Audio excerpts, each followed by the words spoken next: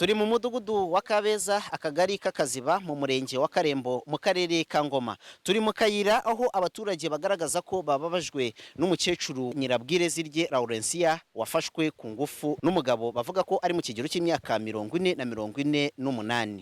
Nyitwe nitwe twabyutse ngiye gukora, ngeze hariya ku muhanda duhura n'umugore aratubwira hari nka saa 12 atubwira ngo umukecuru bita Bwirezirye ngo umuhungu bita Ntonina ngo yamufashe ku ngufu. Leta tuhasanga intu z'ishepe y'abanzara hejuru mu gikoma, dusanga n'inyama hasi mu nzira, tuhasanga n'amaraso menshi cyane. Yarafite nk'imyaka ingahe? Ni mukuru, ari muri 80 cyangwa se 78. Yari amaze kwigurira akaboga ashaka kujya kwitekera, nibwo uwo mbanza bwa Ntonina yamukurikiye araza mutsinda. Uyu mukecuru bigaragara ko afashwe ku ngufu kuko nge ndi mu babashije guhura nawe bamujyanye hara ku kagari.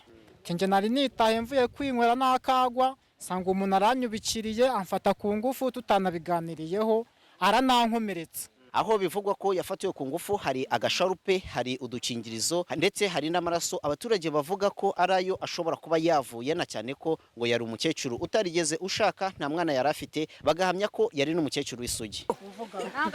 Ni Prudence niko bamukoresheje nyine, mwese abatategwa kitwasa igikoresho yari isugi urebye.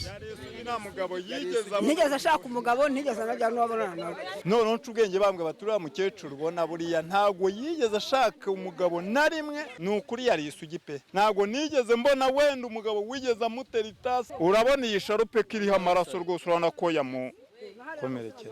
Umukecuru wacu ni isugi, ako kuba tubonye ibi bintu bimeze gute natwe turababaye. Bijyanye nuko bari bamuzi nk'umukecuru witwara neza muri sosiyete, bavuga ko ari inkuru yabababaje, bagasabira uyu mbanza bugabo Nonino bashinja kuba yamufashe ku ngufu ko yahabwa igihano kimukwiriye. Niwe muntu waduhanuraga, na muntu watugiraga inama, gusa twabura kubabara. Yambabaje cyane kuko igihe cyose yabagaho mwaraganiraga, waba wabyaye akaza agafata nk'umwana wawe. Banayihemukiye cyane kuko ni n'umukecuru nkunda cyane, ujye ukunda kunsabira umugisha kuko ngenda umuntu w'umutindi. Nibura mu muhe nk'imyaka 30 muri gereza, kuko n'umwana wacu muto ntabwo bazaba bahuranga mugirira ibanga.